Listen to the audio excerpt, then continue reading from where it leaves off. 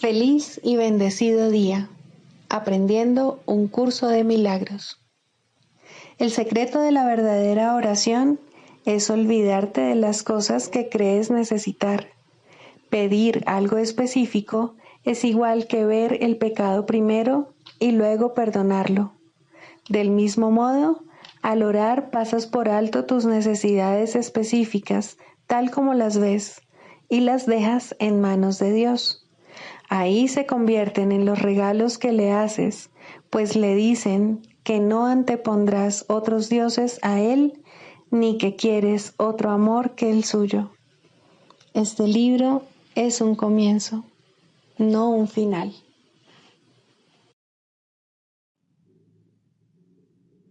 Del prefacio, que postula, párrafo 7. Solo las mentes pueden unirse realmente, y lo que Dios ha unido, ningún hombre lo puede desunir.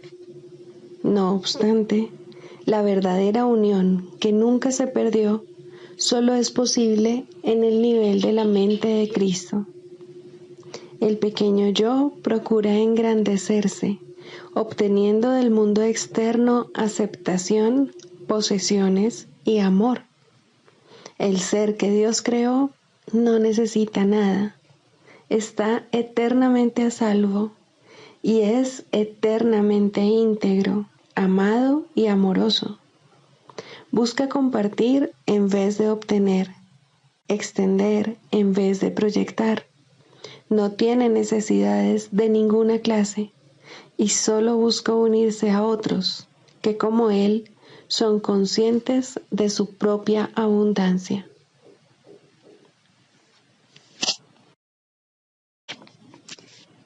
Introducción. Este es un curso de milagros. Es un curso obligatorio. Solo el momento en que decides tomarlo es voluntario. Tener libre albedrío no quiere decir que tú mismo puedas establecer el plan de estudios. Significa únicamente que puedes elegir lo que quieres aprender en cualquier momento dado. Este curso no pretende enseñar el significado del amor, pues eso está más allá de lo que se puede enseñar.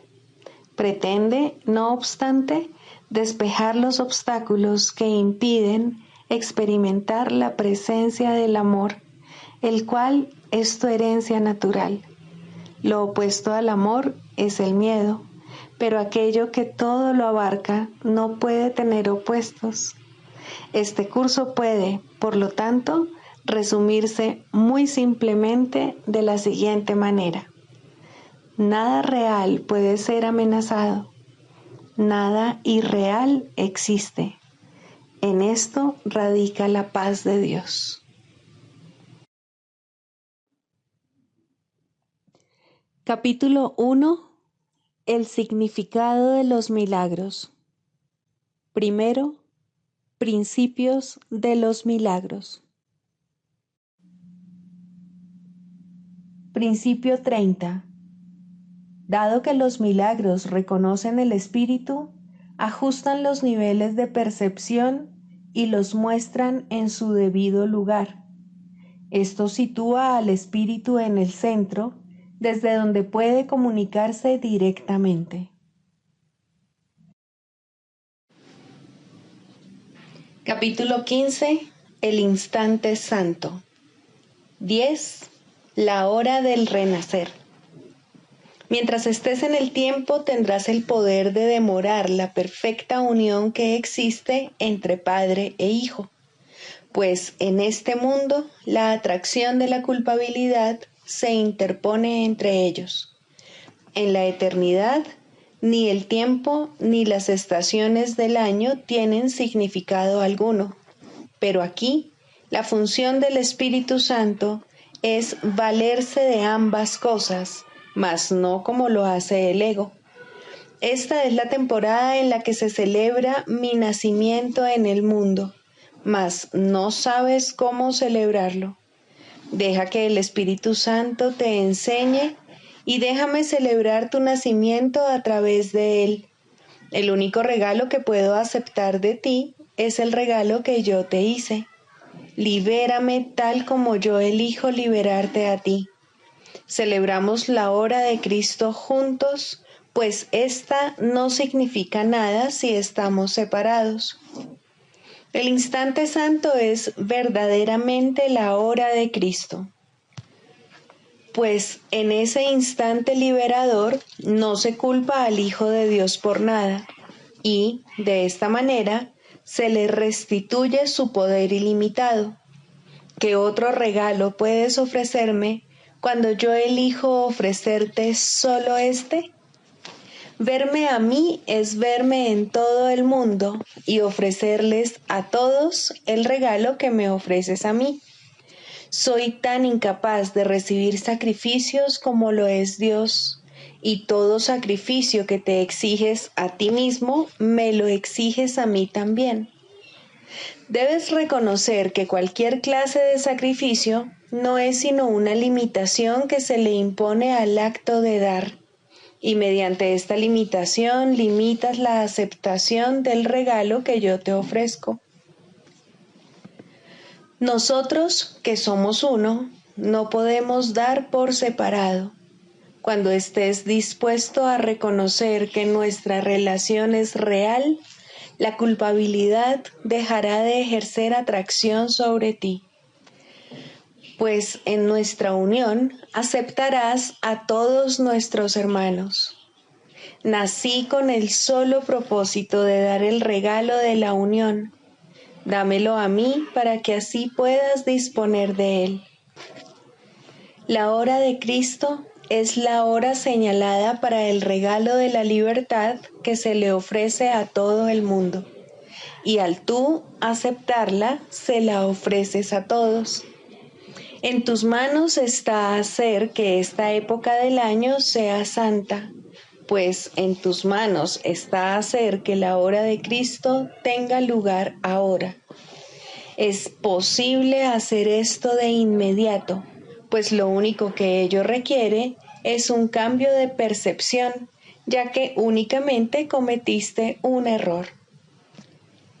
Parecen haber sido muchos, pero todos ellos son en realidad el mismo, pues aunque el ego se manifiesta de muchas formas, es siempre la expresión de una misma idea. Lo que no es amor es siempre miedo y nada más que miedo. No es necesario seguir al miedo por todas las tortuosas rutas subterráneas en las que se oculta en la oscuridad para luego emerger en formas muy diferentes de lo que es. Pero sí es necesario examinar cada una de ellas mientras aún conserves el principio que las gobierna a todas. Cuando estés dispuesto a considerarlas, no como manifestaciones independientes, sino como diferentes expresiones de una misma idea, la cual ya no deseas, desaparecerán al unísono. La idea es simplemente esta. ¿Crees que es posible ser anfitrión del ego o rehén de Dios? Estas son las opciones que crees tener ante ti y crees asimismo que tu decisión tiene que ser entre una y otra. No ves otras alternativas, pues no puedes aceptar el hecho de que el sacrificio no aporta nada.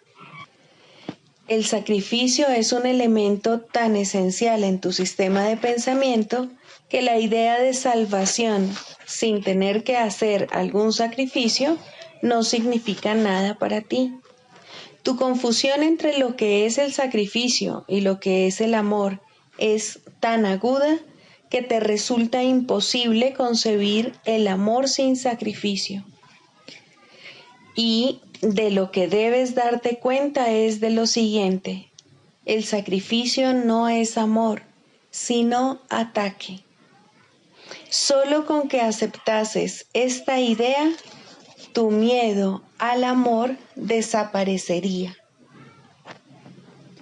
Una vez que se ha eliminado la idea del sacrificio, ya no podrá seguir habiendo culpabilidad. Pues si hay sacrificio, Alguien siempre tiene que pagar para que alguien gane, y la única cuestión pendiente es a qué precio y a cambio de qué. Como anfitrión del ego, crees que puedes descargar toda tu culpabilidad siempre que así lo desees, y de esta manera comprar paz. Y no pareces ser tú el que paga. Y aunque si bien es obvio que el ego exige un pago, nunca parece que es a ti a quien se lo exige. No estás dispuesto a reconocer que el ego, a quien tú invitaste, traiciona únicamente a los que creen ser su anfitrión. El ego nunca te permitirá percibir esto, ya que este reconocimiento lo dejaría sin hogar. Pues cuando este reconocimiento alboree claramente, ninguna apariencia que el ego adopte para ocultarse de tu vista te podrá engañar. Toda apariencia será reconocida tan solo como una máscara de la única idea que se oculta tras todas ellas, que el amor exige sacrificio y es, por lo tanto, inseparable del ataque y del miedo, y que la culpabilidad es el costo del amor, el cual tiene que pagarse con miedo. Cuán temible, pues, se ha vuelto Dios para ti, y cuán grande es el sacrificio que crees que exige su amor, pues amar totalmente supondría un sacrificio total, y de este modo el ego parece exigirte menos que Dios, y de entre estos dos males lo consideras el menor. A uno de ellos tal vez se le deba temer un poco, pero al otro, a ese hay que destruirlo, pues consideras que el amor es destructivo, y lo único que te preguntas es, ¿quién va a ser destruido, tú u otro? Buscas la respuesta a esta pregunta en tus relaciones especiales, en las que en parte pareces ser destructor y en parte destruido, aunque incapaz de ser una u otra cosa completamente. Y crees que esto te salva de Dios, cuyo absoluto amor te destruiría completamente. Crees que todo el mundo exige algún sacrificio de ti, pero no te das cuenta de que eres tú el único que exiges sacrificios y únicamente a ti mismo. Exigir sacrificios, no obstante, es algo tan brutal y tan temible que no puedes aceptar dónde se encuentra dicha exigencia. El verdadero costo de no aceptar este hecho ha sido tan grande que, antes de mirarlo de frente, has preferido renunciar a Dios. Pues si Dios te exigiese un sacrificio total, parecería menos peligroso proyectarlo a Él al exterior y alejarlo de ti que ser su anfitrión. A Él le atribuiste la traición del ego e invitaste a éste a ocupar su lugar para que te protegiese de él, y no te das cuenta de que a lo que le abriste las puertas es precisamente lo que te quiere destruir y lo que exige que te sacrifiques totalmente. Ningún sacrificio parcial puede aplacar a este cruel invitado, pues es un invasor que tan solo aparenta ser bondadoso, pero siempre con vistas a hacer que el sacrificio sea total.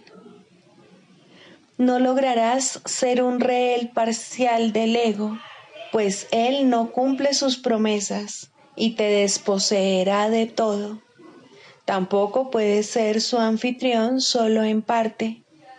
Tienes que elegir entre la libertad absoluta y la esclavitud absoluta, pues estas son las únicas alternativas que existen. Has intentado transigir miles de veces a fin de evitar reconocer la única alternativa por la que te tienes que decidir. Sin embargo, reconocer esta alternativa tal como es lo que hace que elegirla sea tan fácil. La salvación es simple por ser de Dios y es, por lo tanto, muy fácil de entender. No trates de proyectarla y verla como algo que se encuentra en el exterior. En ti se encuentran tanto la pregunta como la respuesta, lo que te exige sacrificio, así como la paz de Dios. Libro de ejercicios. Pregunta 4. ¿Qué es el pecado? El pecado es demencia. Es lo que hace que la mente pierda su cordura y trate de que las ilusiones ocupen el lugar de la verdad. Y al estar loca, la mente ve ilusiones donde la verdad debería estar y donde realmente está. El pecado dotó al cuerpo con ojos, pues, ¿qué iban a querer contemplar los que están libres de pecado? ¿Para qué iban a querer la vista, el sonido o el tacto? ¿Qué iban a querer oír o intentar asir? ¿Qué necesidad iban a tener de los sentidos? Usar los sentidos es no saber, y la verdad solo se compone de conocimiento y de nada más. El cuerpo es el instrumento que la mente fabricó en su afán por engañarse a sí misma. Su propósito es luchar, mas el objetivo por el que lucha puede cambiar, y entonces el cuerpo lucha por otro objetivo. Lo que ahora persigue lo determina el objetivo que la mente ha adoptado para sustituir a la meta de engañarse a sí misma que antes tenía. La verdad puede ser su objetivo, tanto como las mentiras, y así los sentidos buscarán lo que da fe a la verdad. El pecado es la morada de las ilusiones, las cuales representan únicamente cosas imaginarias, procedentes de pensamientos falsos. Las ilusiones son la prueba de que lo que no es real lo es. El pecado prueba que el Hijo de Dios es malvado, que la intemporalidad tiene que tener un final y que la vida eterna sucumbirá ante la muerte. Y Dios mismo ha perdido al Hijo que ama, y de lo único que puede valerse para alcanzar su plenitud es la corrupción. La muerte ha derrotado su voluntad para siempre. El odio ha destruido el amor y la paz ha quedado extinta para siempre. Los sueños de un loco son pavorosos y el pecado parece ser ciertamente aterrador. Sin embargo, lo que el pecado percibe no es más que un juego de niños. El Hijo de Dios puede jugar a haberse convertido en un cuerpo que es presa de la maldad y de la culpabilidad, y a que su corta vida acabe en la muerte. Mientras tanto, su Padre ha seguido derramando su luz sobre él y amándolo con un amor eterno que sus pretensiones no pueden alterar en absoluto. ¿Hasta cuándo, Hijo de Dios, vas a seguir jugando el juego del pecado? ¿No es hora ya de abandonar esos juegos peligrosos? ¿Cuándo vas a estar listo para regresar a tu hogar? ¿Hoy quizá? El pecado no existe. La creación no ha cambiado. ¿Deseas aún seguir demorando tu regreso al cielo? ¿Hasta cuándo, Santo Hijo de Dios, vas a seguir demorándote? ¿Hasta cuándo? Lección 252. El Hijo de Dios es mi identidad. La santidad de mi ser trasciende todos los pensamientos de santidad que pueda concebir ahora. Su refulgente y perfecta pureza es mucho más brillante que cualquier luz que jamás haya contemplado. Su amor es ilimitado y su intensidad es tal que abarca dentro de sí todas las cosas en la calma de una queda certeza. Su fortaleza no procede de los ardientes impulsos que hacen girar al mundo, sino del amor ilimitado de Dios mismo. Cuán alejado de este mundo debe estar mi ser y, sin embargo, cuán cerca de mí y de Dios. Padre, tú conoces mi verdadera identidad. Revélamela ahora a mí que soy tu Hijo, para que pueda despertar a la verdad en ti y saber que se me ha restituido el cielo.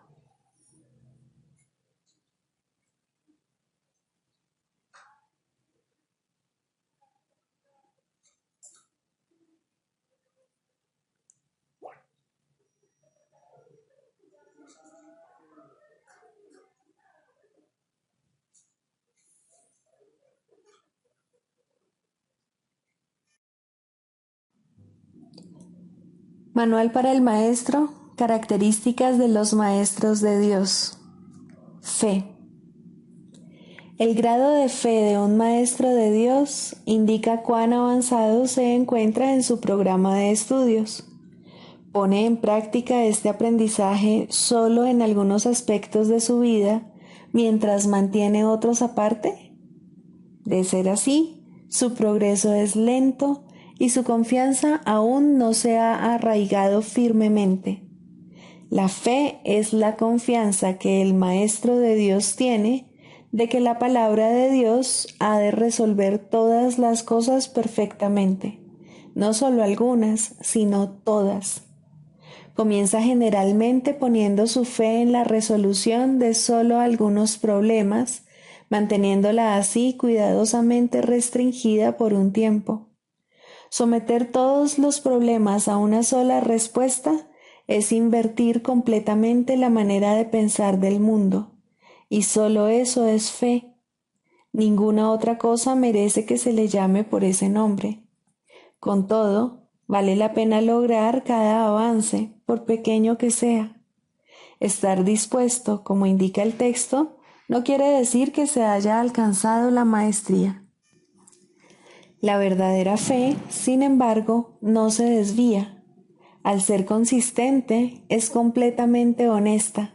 Al ser firme, goza de absoluta confianza. Al estar basada en la ausencia de temor, es mansa. Al gozar de certeza, rebosa júbilo. Y al tener confianza, es tolerante.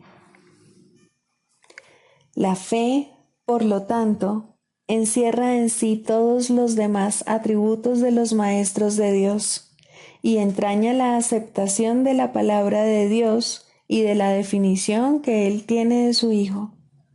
Hacia ellas es a donde la fe, en el verdadero sentido de la palabra, siempre se dirige.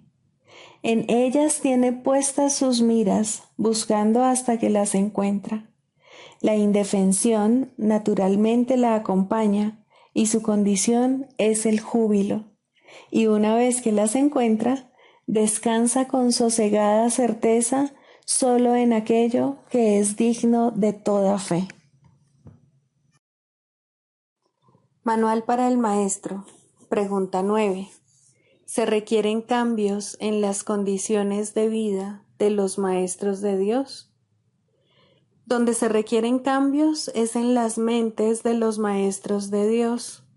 Esto puede entrañar o no cambios en las condiciones externas. Recuerda que nadie está donde está por casualidad y que nada en el plan de Dios es al azar. Es bastante improbable que en la formación del nuevo maestro de Dios los primeros pasos a dar no sean cambios de actitud. No hay, sin embargo, una norma fija al respecto, toda vez que el entrenamiento es siempre altamente individualizado.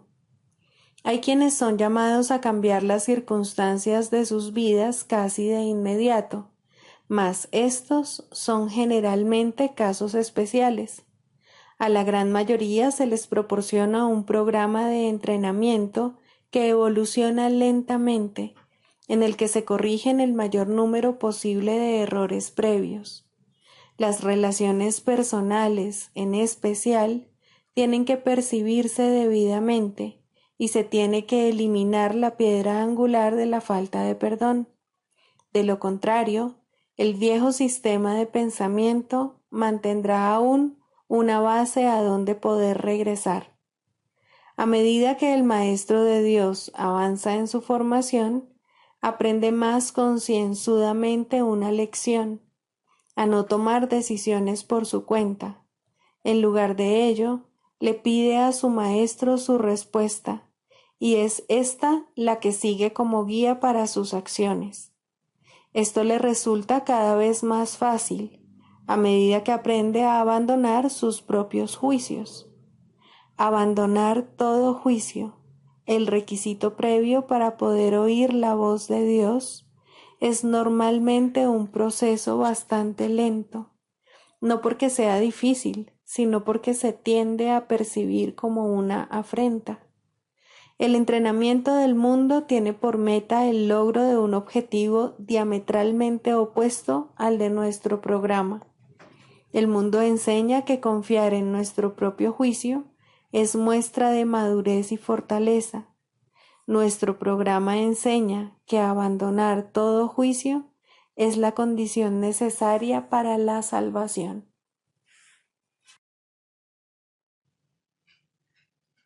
Clarificación de términos.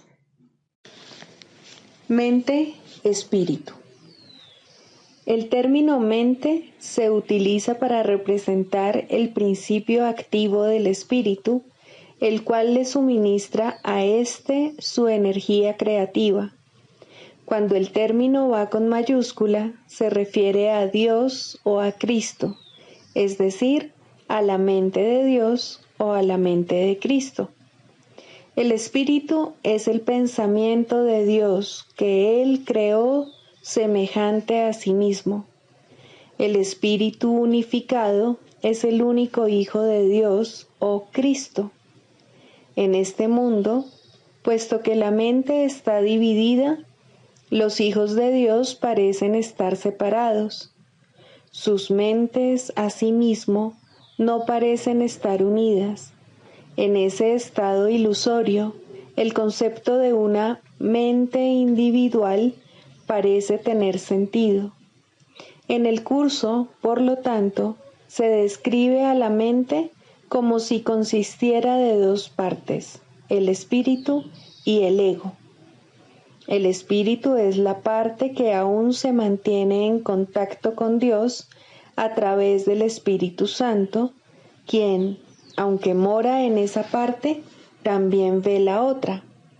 No se usa el término alma, excepto en citas directas de la Biblia, por ser un término sumamente polémico. En cualquier caso, sería un equivalente de espíritu, entendiéndose que, al formar parte del ámbito de Dios, es eterna y nunca nació. La otra parte de la mente es completamente ilusoria y solo teje ilusiones. El espíritu conserva su potencial creativo, pero su voluntad, que es la de Dios, parecerá estar cautiva mientras la mente no esté unificada.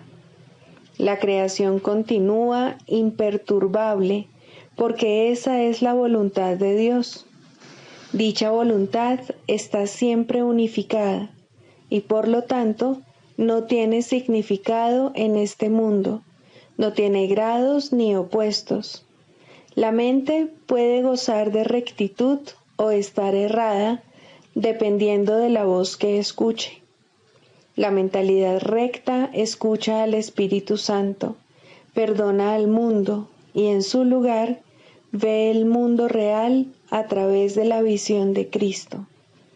Esta es la visión final, la última percepción, la condición en la que Dios mismo da el paso final. Ahí, al tiempo y a lo ilusorio les llega su fin. La mentalidad errada escucha al ego y teje ilusiones, percibe el pecado, justifica la ira y considera que la culpabilidad, la enfermedad y la muerte son reales. Tanto este mundo como el mundo real son ilusorios, pues la mentalidad recta simplemente pasa por alto o perdona lo que nunca ocurrió. Por lo tanto, la mentalidad recta no es la mentalidad uno de la mente de Cristo, cuya voluntad es una con la de Dios. La única libertad que aún nos queda en este mundo es la libertad de elegir, y la elección es siempre entre dos alternativas o dos voces. La voluntad no está involucrada en la percepción a ningún nivel y no tiene nada que ver con el proceso de elegir. La conciencia es el mecanismo receptor, el cual recibe mensajes tanto del plano superior como del inferior, del Espíritu Santo o del ego. La conciencia tiene niveles y puede cambiar drásticamente de uno a otro, pero no puede trascender el dominio de lo perceptual. En su nivel más elevado, se vuelve consciente del mundo real y puede ser entrenada para hacer eso cada vez con mayor frecuencia. Sin embargo, el hecho mismo de que tenga niveles y de que pueda ser entrenada demuestra que no puede alcanzar el conocimiento. El proceso de la psicoterapia. Cuarto, el proceso de la enfermedad. De la misma manera en que toda terapia es psicoterapia, del mismo modo toda enfermedad es enfermedad mental. Es un juicio acerca del Hijo de Dios, y todo juicio es una actividad mental. Un juicio es una decisión que se toma una y otra vez contra la creación y su creador.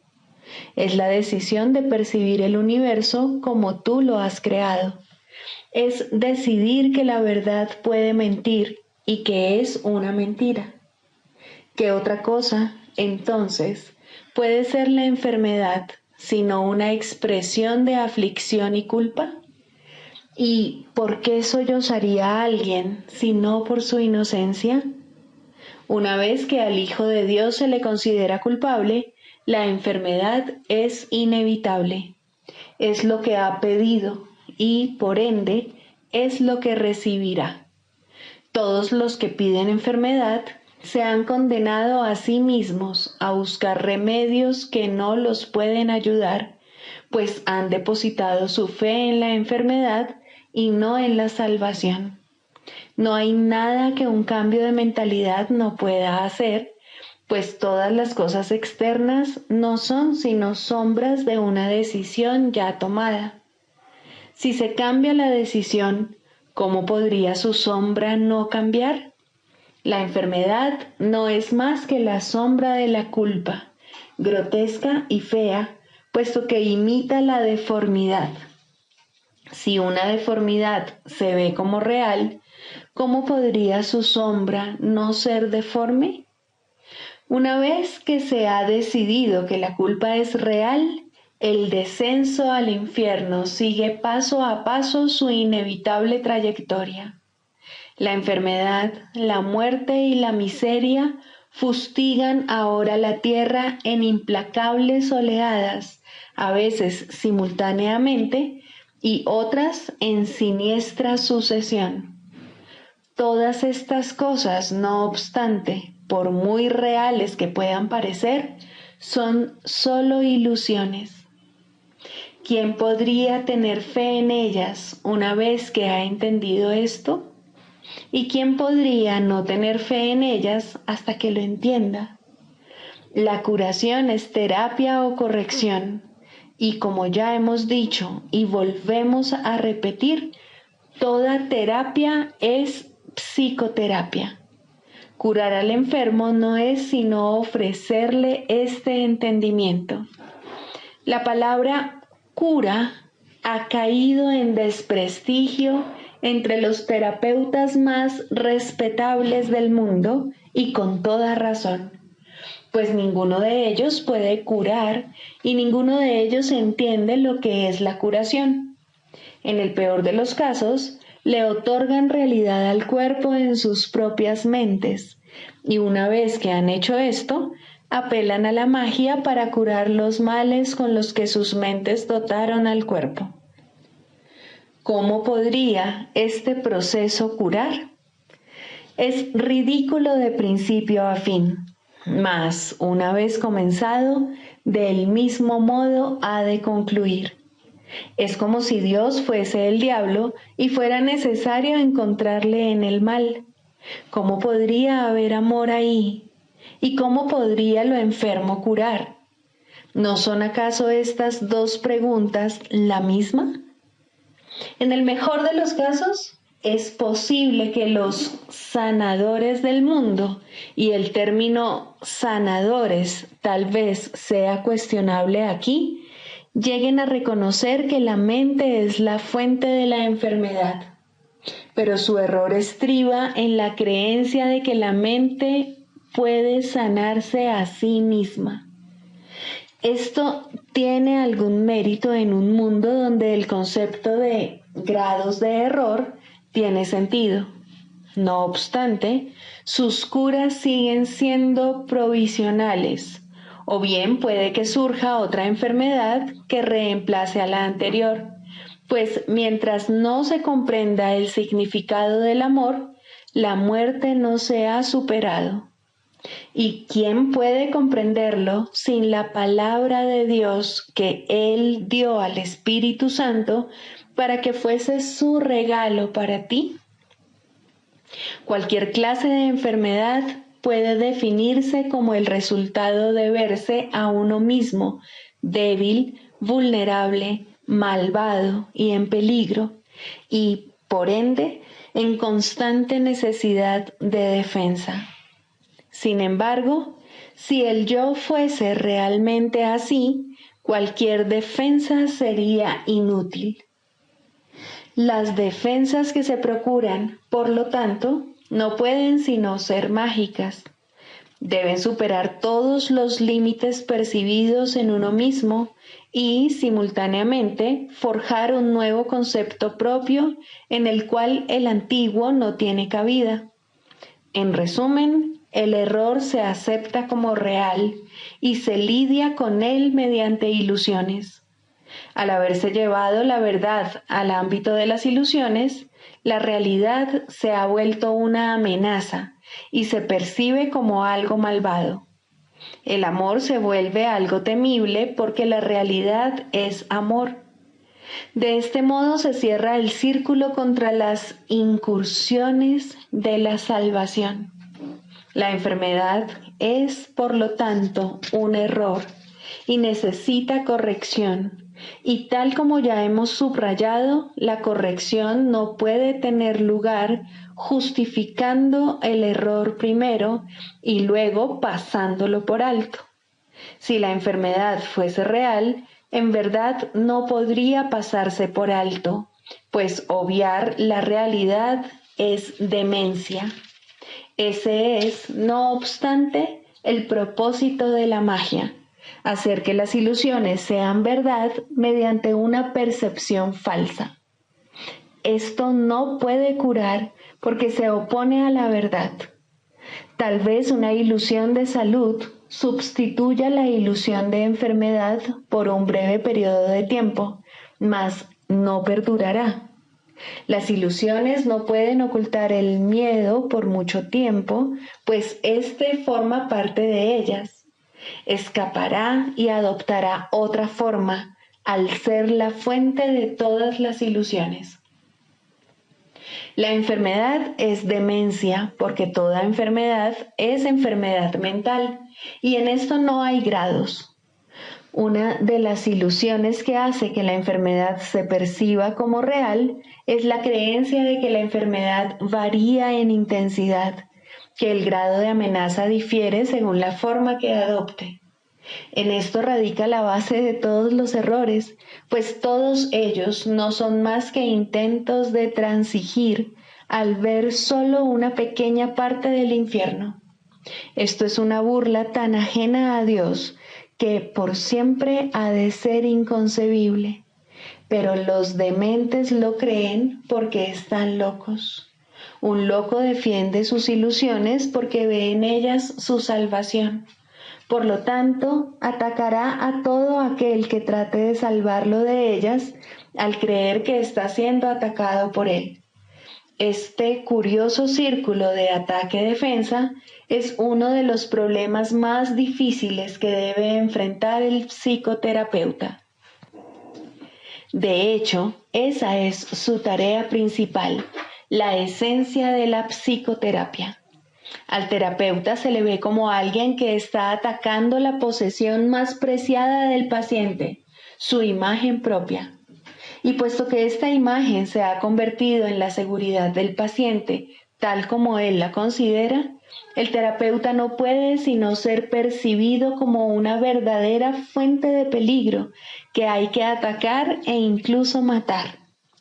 El psicoterapeuta, pues, tiene una enorme responsabilidad. Debe hacer frente al ataque sin atacar y, por consiguiente, sin defenderse. Su tarea consiste en demostrar que las defensas no son necesarias y que la indefensión es fortaleza. Esta debe ser su enseñanza, si quiere que su lección sea que la cordura es seguridad. No puede hacerse suficiente hincapié en el hecho de que el demente cree que la cordura es una amenaza. Este es el corolario del pecado original, la creencia de que la culpa es real y de que está plenamente justificada. Por lo tanto, la función del psicoterapeuta consiste en enseñar que la culpa, al ser irreal, no tiene justificación ni ofrece seguridad alguna. Por consiguiente, siempre será indeseable, además de irreal. Esta única doctrina de salvación es la meta de toda terapia, pues alivia la mente de la insensata carga de culpa que tan fatigosamente arrastra, y de este modo la curación se logra. No se cura el cuerpo, simplemente se le reconoce como lo que es. Si se percibe correctamente, se puede entender su propósito. ¿Qué necesidad hay, entonces, de enfermedad? Con este único cambio, todo lo demás vendrá por añadidura. No hay necesidad de complicados cambios. No hay necesidad de largos análisis ni de discusiones o búsquedas fatigosas. La verdad es simple al ser una y la misma para todos. El canto de la oración, el perdón. Segundo, el perdón para destruir. El perdón para destruir adopta muchas formas al ser un arma del mundo de las formas. No todas son obvias y algunas se ocultan cuidadosamente bajo lo que aparenta ser caridad, pero todas las formas que parece adoptar tienen una sola meta: separar y hacer que lo que Dios creó igual sea diferente. La diferencia resulta evidente en algunos casos en los que la comparación intencionada no puede dejar de notarse, ni es su propósito realmente que se note. En este grupo se encuentra, en primer lugar, el caso en el que una persona mejor se digna rebajarse para salvar a un inferior de lo que en realidad ésta es. En este caso, el perdón aquí se basa en una actitud de amable altivez, tan lejana del amor que la arrogancia jamás podría desalojarse. ¿Quién puede perdonar y despreciar al mismo tiempo? ¿Y quién puede acusar a otro de estar inmerso en el pecado y al mismo tiempo percibirlo como el Hijo de Dios? ¿Quién puede enseñar lo que es la libertad esclavizando? En eso no hay unión, solo aflicción. Eso no es realmente misericordia. Eso es la muerte. Hay otro caso de perdón para destruir, muy parecido al anterior, si se entiende correctamente, en el que la arrogancia no se manifiesta de forma tan arrogante. Aquí el que perdona a otro no proclama ser mejor. En lugar de ello dice que aquí hay alguien cuya pecaminosidad él comparte, y dado que ambos han sido indignos, merecen la retribución de la ira de Dios. Este pensamiento puede parecer humilde e incluso inducir a una rivalidad con respecto a quién es más pecador o más culpable. Esto no es amor por la creación de Dios, ni por la santidad que es su regalo eterno. ¿Puede acaso su Hijo condenarse a sí mismo y aún así acordarse de él? Aquí la meta es apartar de Dios al Hijo que él ama y mantenerlo separado de su fuente. Esta es también la meta de aquellos que buscan ser mártires a manos de otro. El objetivo detrás de esto tiene que verse claramente, pues puede pasar por mansedumbre y caridad en vez de crueldad. ¿No es acaso muestra de misericordia aceptar el rencor de otro y no responder sino con silencio y con una dulce sonrisa? Fíjate qué bueno eres, que soportas con paciencia y santidad la ira y el daño que otro te inflige sin mostrar el amargo dolor que sientes. El perdón para destruir con frecuencia se oculta tras un manto así. Muestra el rostro del sufrimiento y del dolor como prueba silenciosa de la culpa y de los estragos del pecado. Tal es el testimonio que le ofrece a uno que podría ser su salvador y no su enemigo. Pero al habérsele convertido en enemigo, tiene que aceptar la culpa y el duro reproche que de este modo se ha descargado sobre él. ¿Es esto amor? ¿O se trata más bien de una traición hacia uno que necesita que le salven del dolor de la culpa? ¿Qué otro propósito podría tener esto, sino mantener a los testigos de la culpa alejados del amor? El perdón para destruir puede manifestarse también en forma de regateos y tratos. Te perdono si satisfaces mis necesidades, pues en tu esclavitud está mi liberación. Dile esto a cualquiera y te vuelves un esclavo, y tratarás de deshacerte de la culpa mediante más regateos que no ofrecen esperanza alguna, sino más dolor y más miseria. Cuán temible se ha vuelto ahora el perdón y cuán distorsionado es el fin que persigue. Ten piedad de ti mismo, tú que de este modo regateas. Dios solo da y no pide recompensa alguna. No hay otra manera de dar excepto como Él da. Todo lo demás es una parodia, pues ¿quién intentaría hacer un trato lucrativo con el Hijo de Dios y al mismo tiempo dar gracias a su Padre por su santidad? ¿Qué le mostrarías a tu hermano? ¿Intentarías reforzar su culpa y con ello la tuya? El perdón es el medio por el que puedes escapar. Qué lástima convertirlo en un medio para una mayor esclavitud y dolor. En el mundo de los opuestos hay una manera de utilizar el perdón para la meta de Dios y encontrar la paz que Él te ofrece. No aceptes nada más o habrás buscado la muerte y orado por separarte de tu ser. Cristo es para todos porque está en todos. Es su faz lo que el perdón te permite ver. Es su faz en la que ves la tuya. Todas las formas que el perdón adopte, que no te aparten de la ira, de la condena y de comparaciones de cualquier clase, son la muerte, pues es eso lo que sus propósitos han establecido. No te dejes engañar por ellas, sino abandónalas y deja a un lado sus despreciables y trágicas ofrendas. No quieres seguir en la esclavitud, no quieres tenerle miedo a Dios. Quieres ver la luz del sol y el resplandor del cielo refulgir sobre la faz de la tierra, redimida del pecado y en el amor de Dios. En este punto la oración es liberada junto contigo. Tus alas han quedado libres y la oración te elevará y te conducirá a tu hogar, donde Dios quiere que estés.